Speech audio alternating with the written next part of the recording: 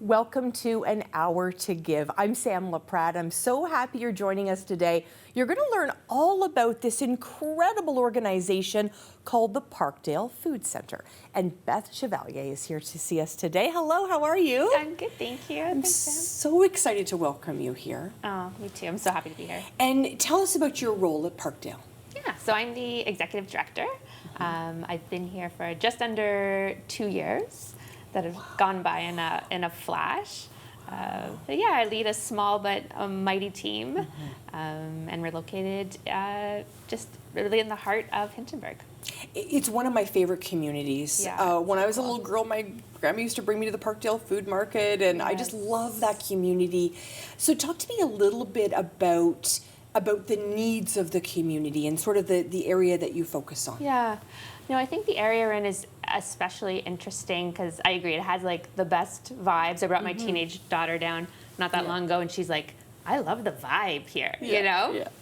Yeah. And it's a kind of a gentrifying area. So we do have a mixture of people of means, but we also have many people who've lived there for a long time, back when we used to maybe call it more Mechanicsville. And so there's both. There's lots of different types of folks. But we do still see, like, despite some of the wealth that's in that neighborhood, we see many people who are suffering from food insecurity. And I don't know about you, Beth, but when I was younger, I never heard the term food insecurity. Yeah. And it breaks my heart when I hear it now. And we hear it in the news, we hear it from organizations like yourself that are really looking to make sure that no one goes without food, which is just a basic human right. So talk to me a little bit about how, with everything going on in the world, do you get this message through to not only the people that can help you, but the people that need it? Yeah. I think one of the special things about Parkdale Food Centre is we recognize that, food is a basic human right, and we should all have the right to good food. But we also recognize that by providing food for one day, we're not necessarily addressing the root causes of what's causing food insecurity. And I think that's sort of what sets us apart. So while we do provide food through a community food bank, which we call our grocery program, and through a community kitchen where we make the best meals a couple times a week, we also are trying to tackle policies that kind of like lead to poverty, how we can work alongside our community to help get their voices out, and really do a lot of advocating to really change the root cause, what's really causing this food insecurity crisis in Ottawa right now. And what I know about food insecurity is that you have this opportunity to really speak about the advocacy work as well. Like, I think that, it's one thing to say, oh, I'm short at the end of the month, but it's another thing, as you mentioned, to talk about the policies that keep people in poverty and keep that happening month after month after month. Yeah, I think without that piece, then we sort of recognize that we're not advancing anything forward. And food banks didn't really exist until the 80s, and they were seen as a short-term solution. And here we are with the greatest need ever. As an example, at our grocery program, a couple years ago, we were seeing about 900 people a month, and now we're at 1,600 people a month. Wow. Right? So you want to, I think if you're going to do this work and provide these services, then you really need to be doing the behind-the-scenes stuff.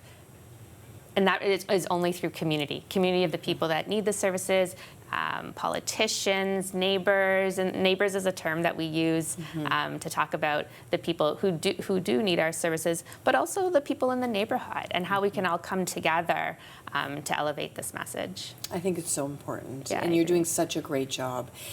Talk to me what's happening October 4th, big day. Yes. Talk to me about what's happening that day. Yes. So this is our 4th annual Right to Food Day.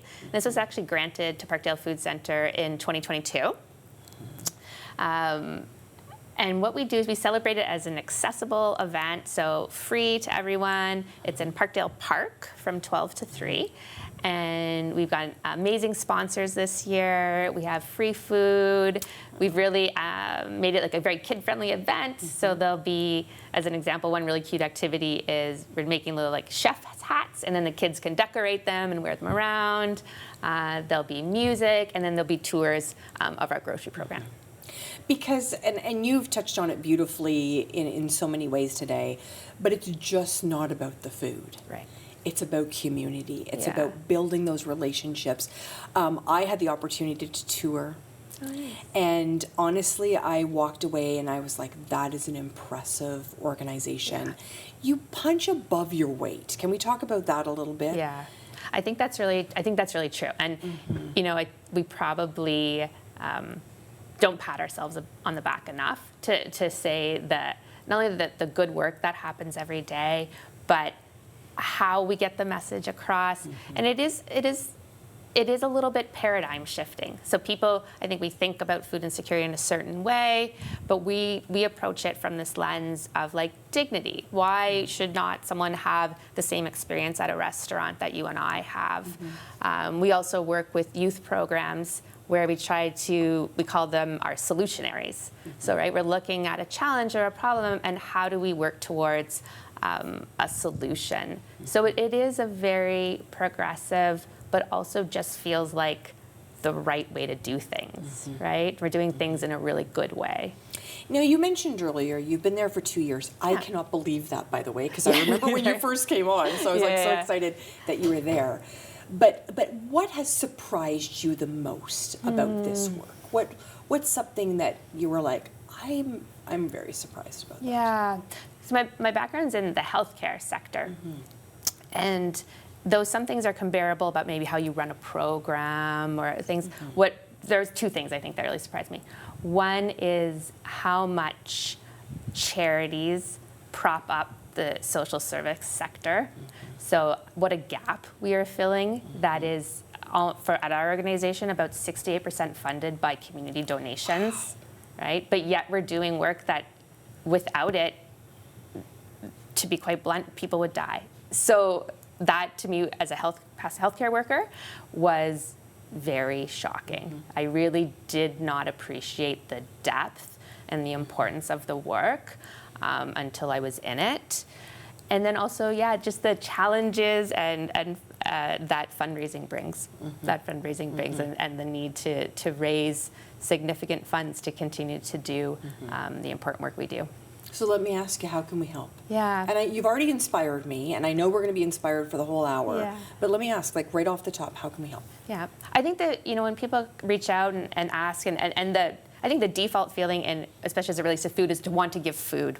The challenge for us there is because we work on a grocery model or a restaurant model, we would just provide certain types of food. So at the grocery program, we have a high level of like fresh produce. We have lots of culturally diverse food like mangoes and bok choy. So our needs are pretty specific. And for that reason, money is always going to work best for us. Sometimes people really love to give a tangible thing, and that's great too. And if so, I tend to direct people towards giving toiletries. Not something we can afford to buy as an organization, but a big need.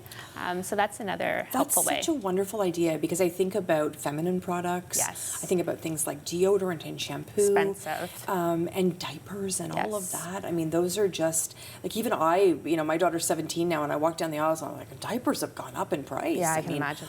And wipes and all those things. Yeah. So that's a great idea. And I always think about this time of year, offices are thinking about what can we do, because nobody needs a little trinket for their desk anymore. No. Right? People are being smart, and they're like, let's come in and let's raise $500 and let's go either buy the toiletries or give the $500 to Parkdale so they can make the most out of the money. Yeah, that is absolutely the best way. And so if your work's keen to do a drive, respect toilet drives. And the other thing we've done recently that's actually been really helpful, and organizations are loving it too, is we run what's called Recipes for Change. So your corporate group, your workplace, your friends, your family can come in. Our trained chef, Anna Marsh, walks you through cooking together.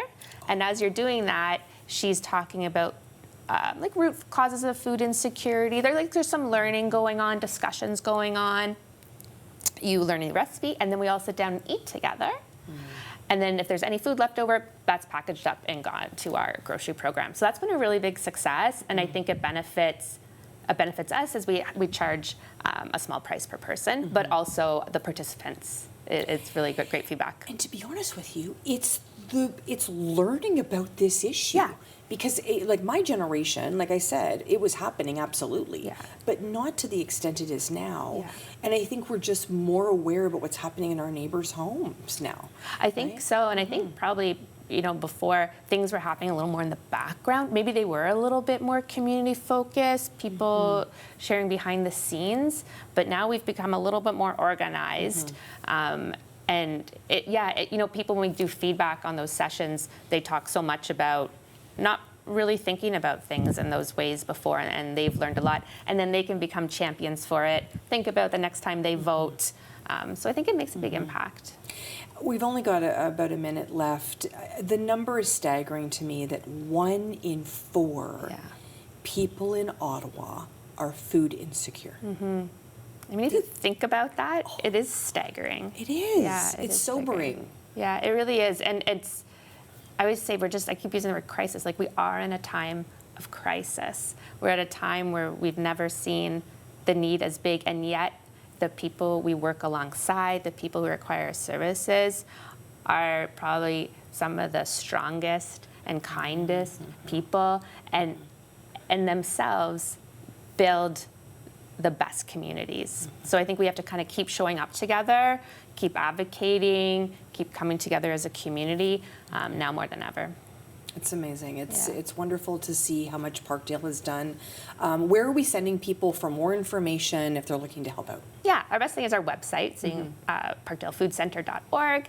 And also, please come visit us at our community kitchen, which is 30 Rosemount. Our meals are actually open to the whole community, the whole city, and we love even when people who don't necessarily suffer from food insecurity will come and join us for lunch too. Tuesdays and Thursdays, 11 to 2. So you're building community. Yeah, exactly. Yeah, at a long table open to everybody. Yeah, I love that. Yeah. I'm going to do that someday. I'd love that. I would absolutely love that. We're going to meet lots of different people today, and we're going to meet volunteers, we're going to meet some neighbors, we're going to meet some donors. Yeah. How important is it for you that everyone is literally at the table? Yeah, I think that is the key too. That we recognize that at any time you can shift, and we've seen it, to any one of these different sort of roles. We've seen donors become neighbors and need our services. We've seen neighbors become donors, and some actually do both at the same time. And then, I mean, without volunteers, Parkdale Food Centre would not exist. So they are a huge, huge part of our organization and really keep everything moving day to day. And they are waiting in the wings to come and chat with us. What an honor to spend time with you, Beth. Thank you so much for spending time with us today on An Hour to Give.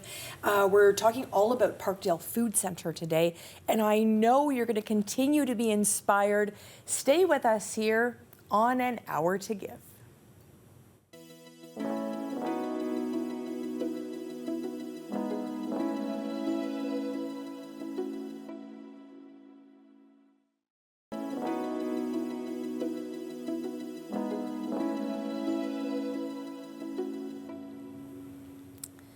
I'm Sam Laprade. Welcome back to An Hour to Give. I'm still thinking about the sobering statistic that we talked about earlier in regards to food insecurity in this city, that 1 in 4 people in our community in Ottawa are food insecure. And that's why today's show is so important. We're talking all about the Parkdale Food Centre, and I'd like to welcome to the show Bruce Nickel and Nadine Snowling. Nice to see you both. Nice to see you, Sam. Yes. Thanks for having us. So tell me a little bit about your role. Yeah, of course. So as you said, my name's Nadine. I recently joined the board at Parkdale Food Centre. Oh, that's great. Yeah, so I've been here for a couple of months now and have really done my best to get indoctrinated with the organization, try to understand what we're all about, and been doing a lot of work to try and find ways to continue our impact through fundraising. And what I love about anyone that's been a board member anywhere on the planet is its time and talent. Absolutely. And it is a currency that can't be traded. No. Right? It's heart and soul. So thank you for that. Yeah. Thank you. And Bruce, what's your connection to Parkdale? Well, I run our family's charitable foundation, and we've had a relationship with Parkdale for quite a while, 4 or 5 years.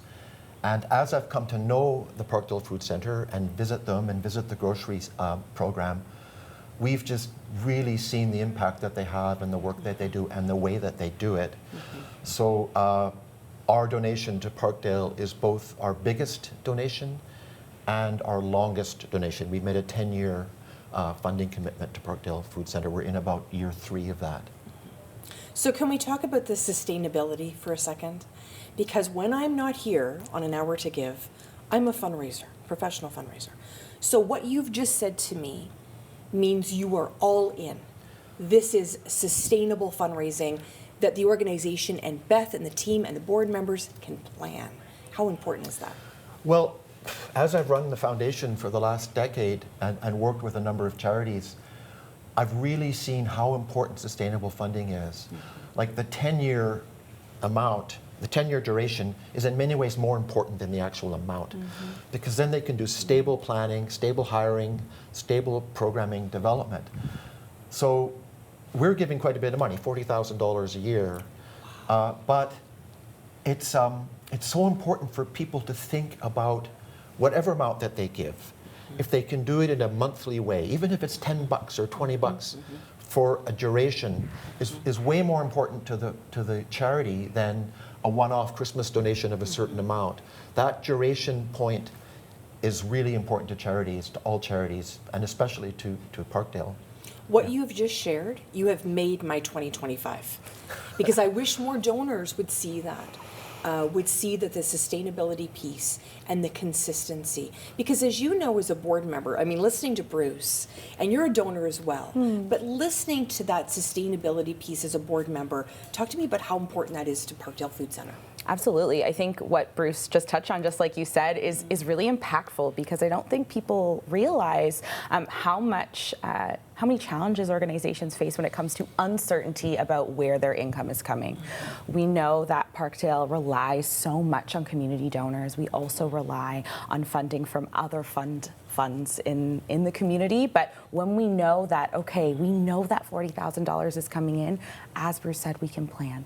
And that ensures that we're making an impact that makes a difference for the folks that we serve. 100%, 100%. And there's so many different ways to give. So we've talked a little, we've already touched on it. There's individual giving, there's family foundations, there's monthly giving, which I'm a big fan of. My daughter and I, we support 4 organizations monthly, and it allows us to plan as well our budget. But talk to me about other ways that you think are important for people to think about giving. Well, I think with respect to Parkdale Food Centre, it really begins on how they operate and the kind of community they've created around themselves, within Hittenberg, within their client base, within their neighbors, within their volunteers. And that community of inclusion and respect kind of filters out from there. So then it becomes easier for a neighbor, a friend, an associate to just recognize what they're doing and then how to support it. So yes, you can get your office together and do some of the things Beth's spoken about, put together monthly campaigns, but there's other ways that people just think of themselves because of the relationship they have with the Parkdale Food Centre. I have a friend, Peter Conway, who runs a McCrank cycle shop. Yes. And he's been in the neighborhood for ages. He's sort of seen what Parkdale Food Centre does. Every year he arranges his own party, gets the permits, blocks the streets, gets the musicians. Everyone does everything on a volunteer basis, and he gives all the money to Parkdale Food Centre. Now, it's a significant amount of money, but that doesn't really matter, right? It's reflective of the community that Parkdale Food Centre is, that draws Peter in to do that, and then he draws in all of his client base to come and celebrate that. Like, he just thinks Parkdale Food Centre is good for me. That's good for the city. It's good for So the city. this is how I'm gonna give back. And no one asked him to. He didn't. You know, he just did it because of his relationship with the Parkdale Food Centre. I love it, because, and we've touched on it already, but it's about building community. Absolutely. And those third-party events are also much easier on Beth and her small but mighty team, because of course to put on an event like that would be a big deal for them, Nadine. Absolutely. I mean, just the small things that you mentioned there in terms of bringing all those people, the permits to close down the street, that takes time, that takes energy. And I think if we could run those types of events all the time to bring the community together, we'd love to. But the reality of what we need to do on a day-to-day basis is important. It reminds me of something that I did because I don't have the ability or my own business to close down streets. But I had my birthday recently, and one of our other board members had an idea of having a birthday fundraiser. So rather than asking my friends and family for gifts, as much as I love them, I invited them to make a donation to Parkdale Food Centre through a birthday page. And it was just a way for me to give back to Parkdale Food Centre through the involvement of my friends, my family, my network, which was a really simple thing to do, but something that I know is a really great way to leverage the folks around me. And I don't know if you noticed the language you used, but you said invited them. And I love that because it really is an invitation. And this is not about strong-arming people. This is about come on in, join us, and help our neighbors, literally. The other way that I really have noticed recently an uptick is gifts of security. And this time of year, as people are doing some tax planning and that kind of thing, gifts of security can be really impactful as well. Yeah. Yep. I don't know a lot about that, but I know people do that. If I could just speak a little bit about the food security part. Part of my background is as a grower in that community. And again, just coming out of the way Parkdale Food Centre work with relationships and communities, you know, there's 3 small farms in the area that have their own CSA boxes that they deliver to their clients. And then they've said to their clients, give a monthly donation to the Parkdale Food Centre. They'll use the money to buy more food from us so that we can have it at the grocery program. I should preface that by saying I know that all those growers out there are growing way more food than they can possibly sell.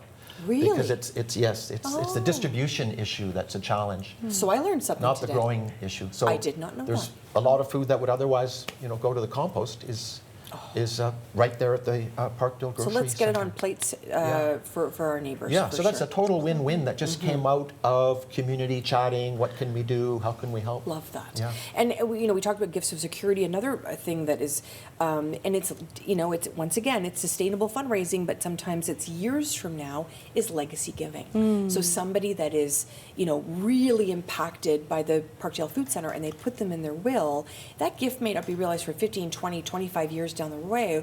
But I can tell you, the fundraiser of 2050 will be very happy that that gift has come in and someone's made that kind of commitment. So as a board member, I'm assuming those types of gifts are really impactful as well. Absolutely. I think just as you said, the ability for someone to make that type of gift as an honor to their lives is so beautiful, but as you said, it does have a sense of uncertainty in it because of course it involves someone passing. So for us, that's such a wonderful way for folks to contribute and to continue to ensure that their legacy lives on through Parkdale, but does take a lot of planning and does take organization. So we want folks to start thinking about that, and when individuals are invited in, maybe through a small donation, it might start allowing them to understand the work that we do and how that maybe $10 as a start makes such a big impact, and hopefully down the line might allow them to consider to give that type of gift.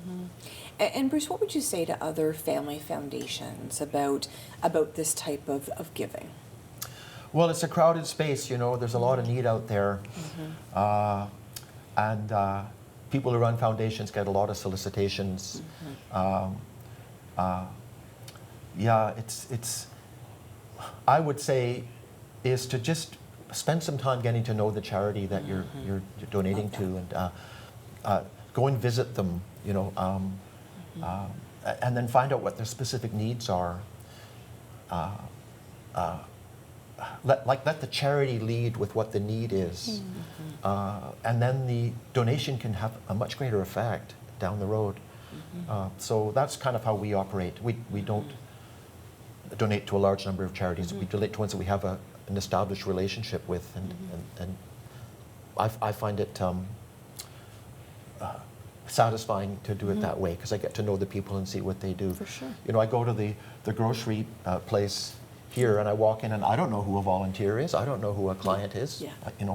People look at me and they don't know who I am, that maybe I'm shopping, maybe I'm a volunteer.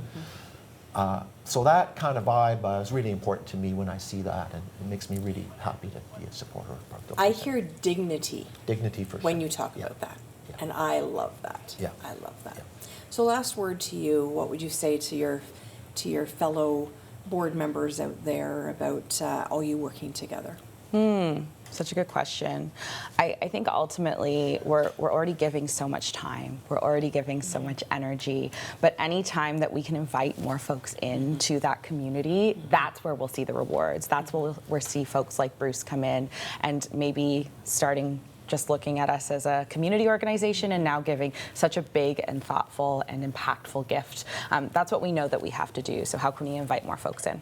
Beautifully said. Perfect place to end. Thank you so much, Thank you. Bruce and Nadine, for joining us today. I know you've been inspired, and that will not stop because our neighbor at Parkdale Food Centre, Barbara, is going to join us next. Stay with us here on An Hour to Give.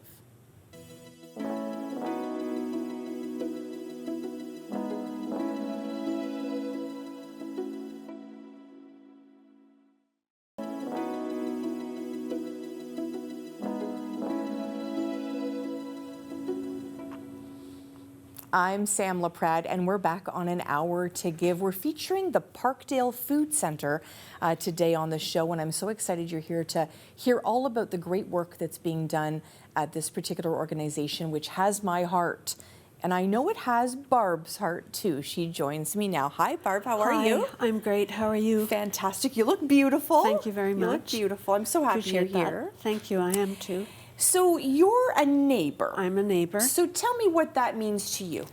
So that means that I go to the community lunches every Tuesday and Thursday. Also a breakfast every third Wednesday. And I also access the grocery program Minnewassini. I deal with food insecurity, and Parkdale just fills a void. And it's become more than a place I go to eat. It's become a place where I have friends that I see every Tuesday and Thursday, and also you get to know who's in the room, and you notice if someone's missing or someone's there that day, and it's a special community. It's a safe and non-judgmental space. That's all we can ask for in life, Yeah. to be safe and not judged. Yeah. And so let me ask you this. When you started to go, Yeah. was there a nervousness in your belly? Yes, Okay. I was nervous. It was a new place, and I was going through some personal hardship and really in a bit of a mess. And I found out about Parkdale Food Centre on a little community pamphlet and decided to check it out. And my nervousness was gone in an instant because Carissa welcomed me in. She's an advocacy coordinator.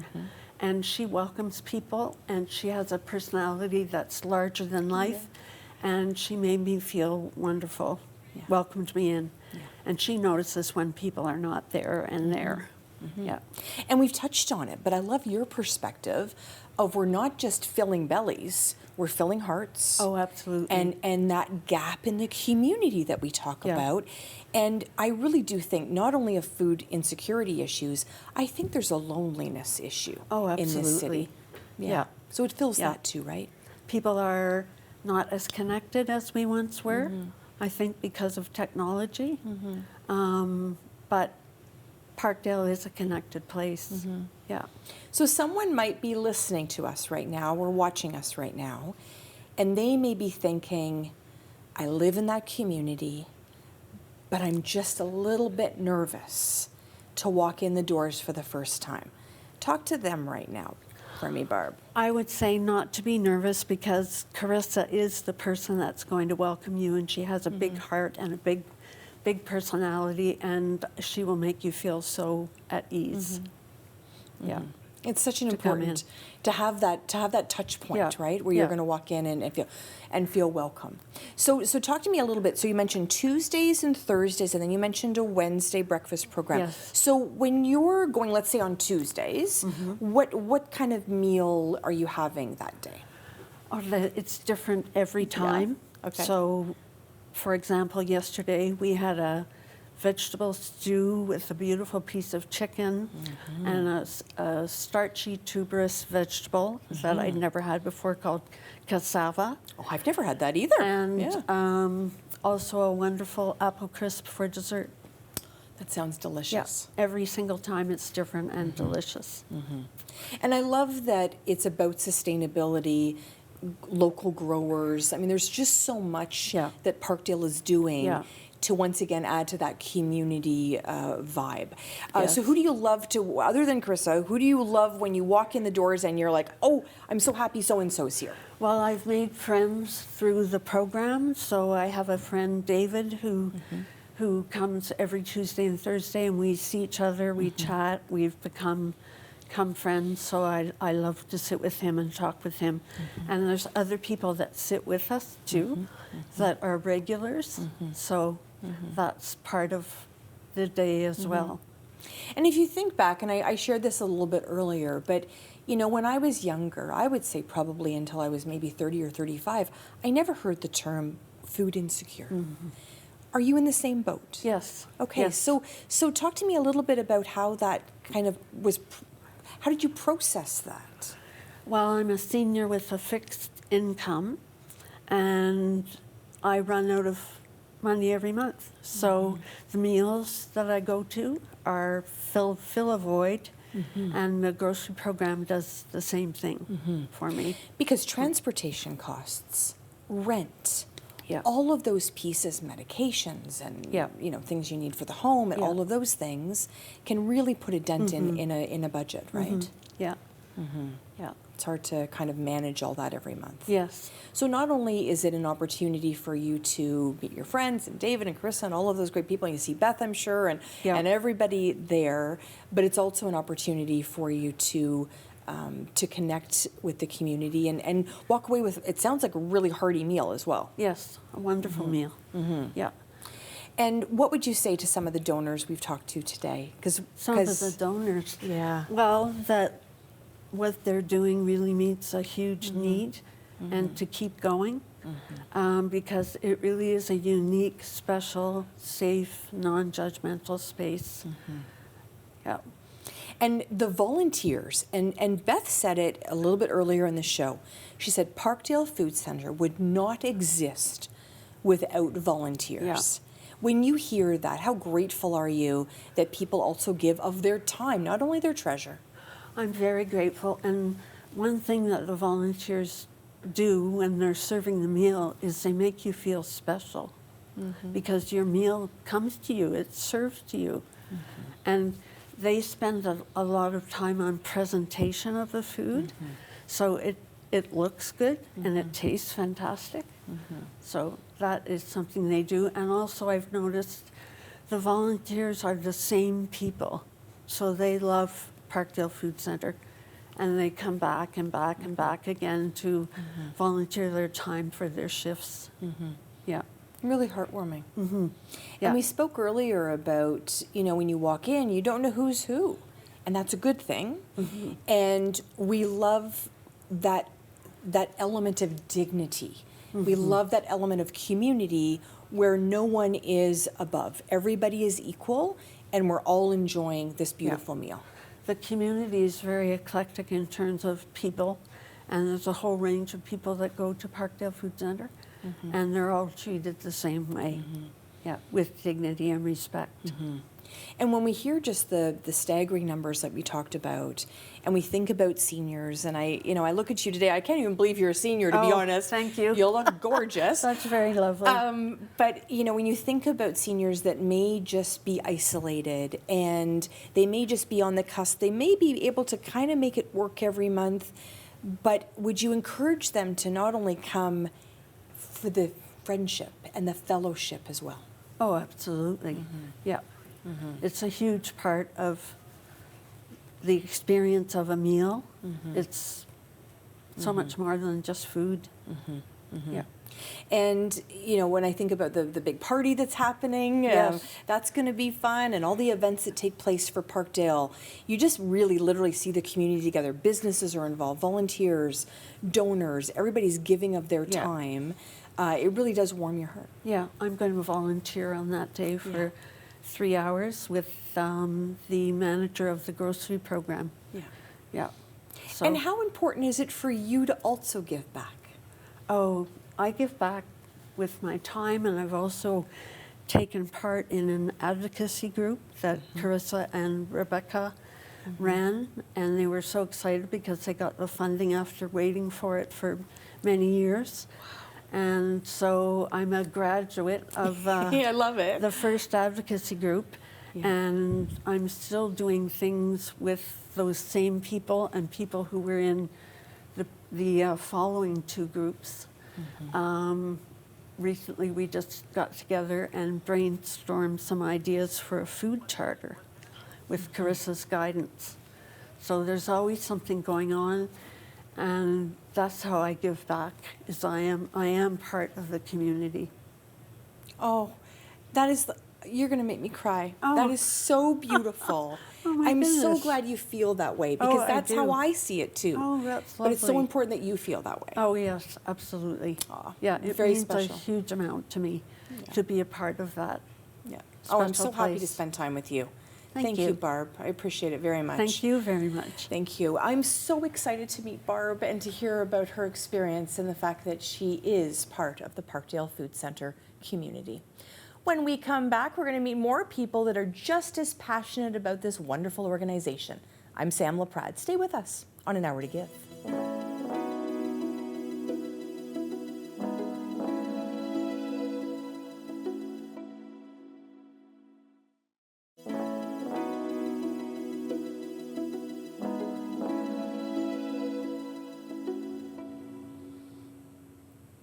Well, all this talk about the Parkdale Food Centre, I know you have been inspired today to reach out to them and get involved. And, well, our next two guests did just that. Mark Rollins and, of course, Amanda Baker are both here, and they are volunteers for this wonderful organization. And when I say you're a volunteer, Mark, for Parkdale Food Centre, what does that do to your heart?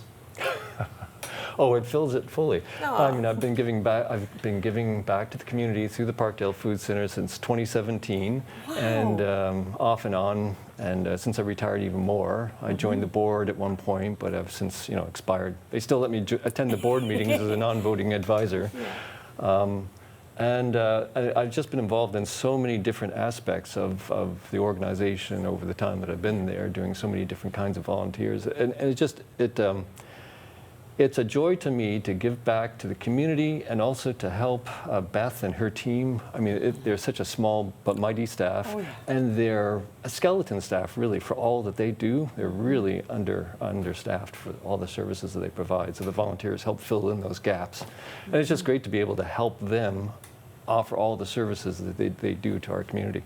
Absolutely. Now, a little birdie told me that you are a trained chef. That is true. Which we could not be more different. I can't boil a pot of water. Oh, no. Okay. But I respect it so much. So when you we heard some of the descriptions of meals. What does that do for you in your history? As a food person, I always say like my primary language is food. It's the best way to communicate with anybody and everyone. And the quality of food that comes out of that kitchen is insane. Like it rivals the best restaurants that I've been to. And to me, I've used the word a couple times today, is dignity. When Barb talks about our meal gets served to us and people care about what it looks like on the plate, as a chef, talk to me about that, because that's so important. It's so important because I think that a lot of people think food insecurity and they think cans of beans and food that other people might not want to eat.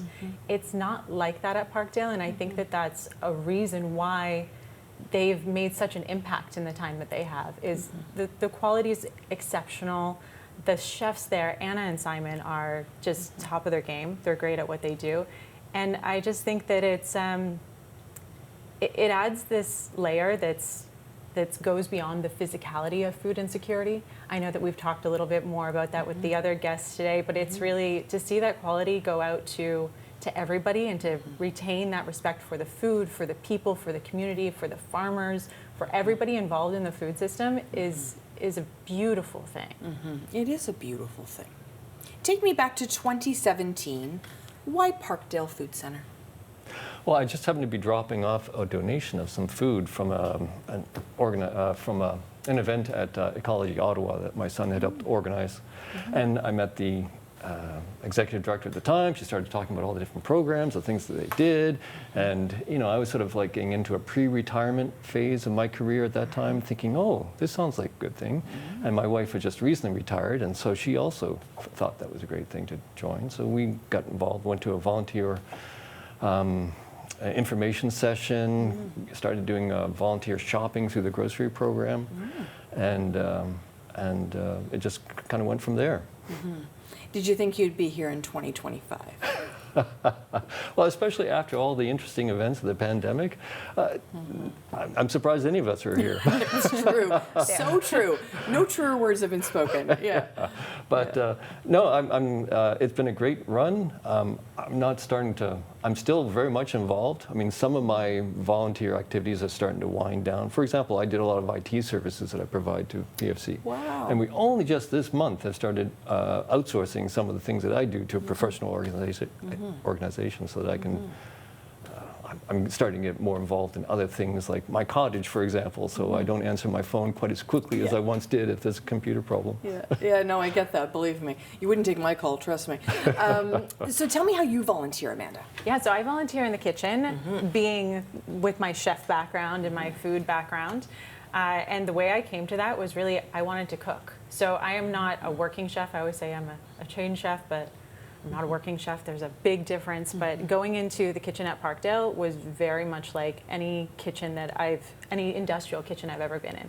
The standards, everything, the cleanliness, it's really top notch. If anybody likes the bear, I don't know if you guys saw the bear or like the bear, without the yelling and the stress, it's very much that environment because it's a new game every day. It's like we come in, we don't always know what ingredients we have. You know, obviously budget is very limited, but it has that little bit of almost like a cooking show, an Iron Chef vibe to it too, mixed with the bear. It's just very high quality, and everybody there is very enjoying themselves, but very serious about what we're doing and the type of quality that we put out with the food.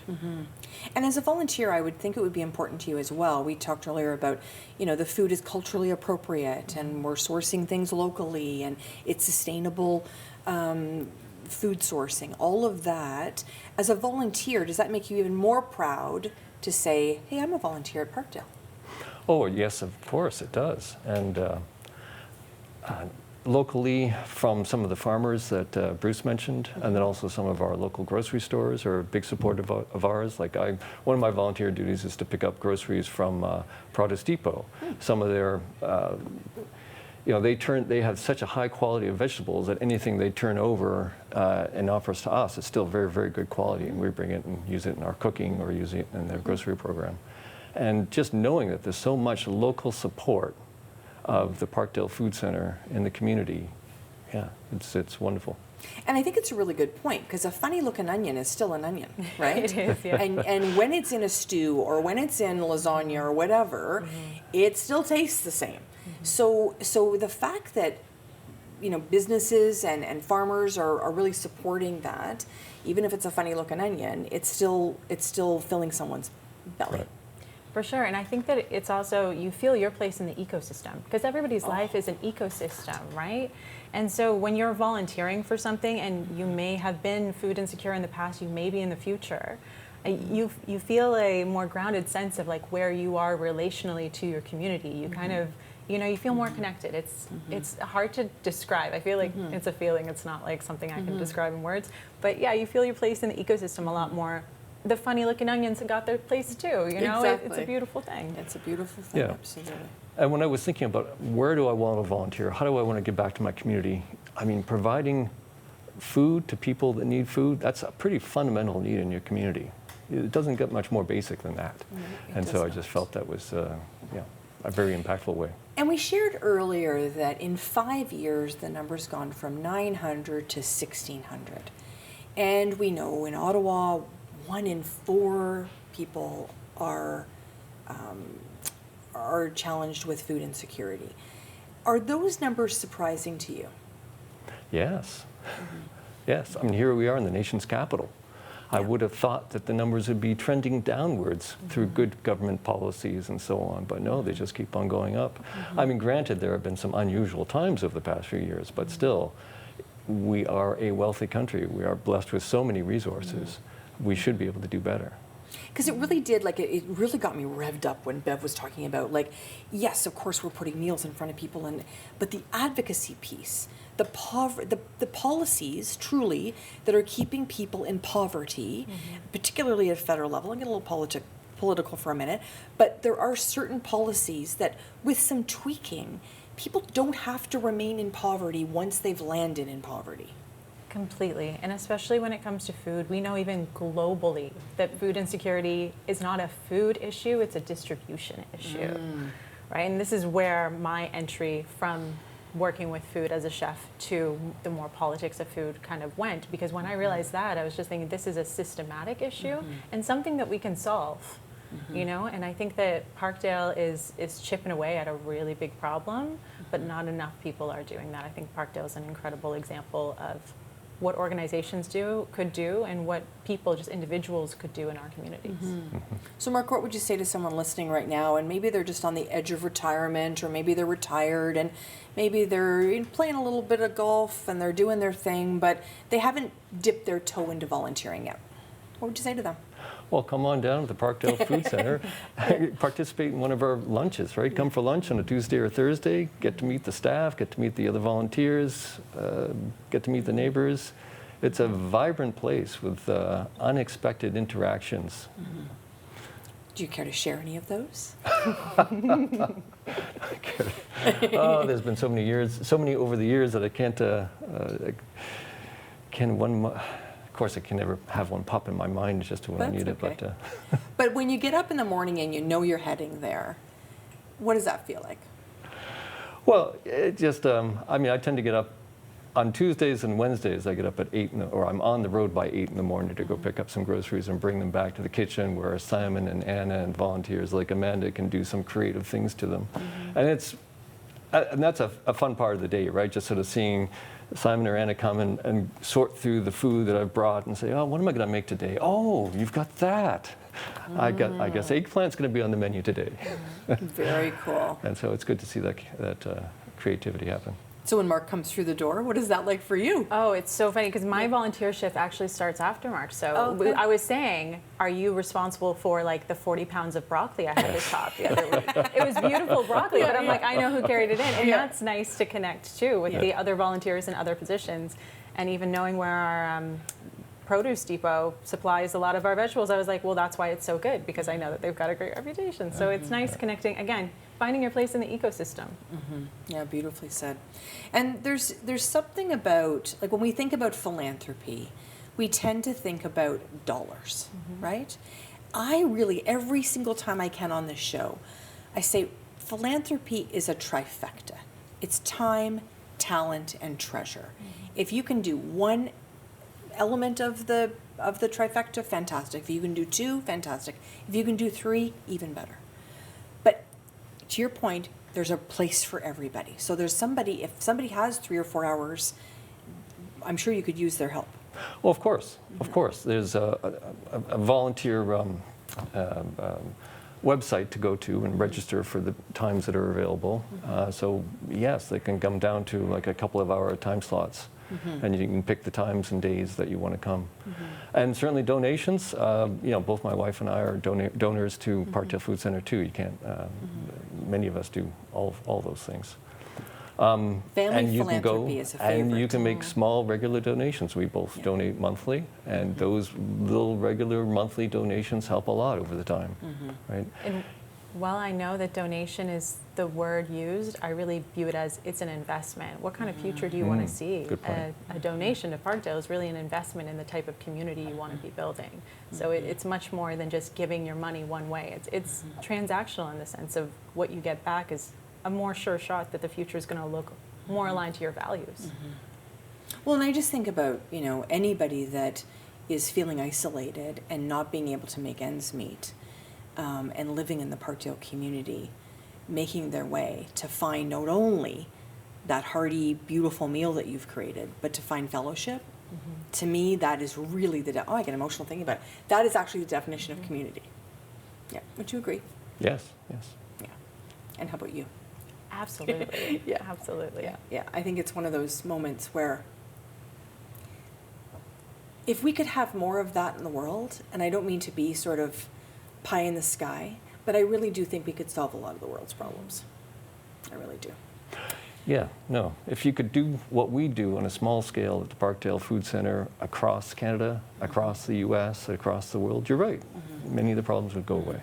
Because so many issues are just, we think about even kids that go and they're not having, a meal in their belly, and they're not doing well in school, and then there's behavior issues. I mean, it's a lot of this is just stemmed from poverty, and how can we make all of that work?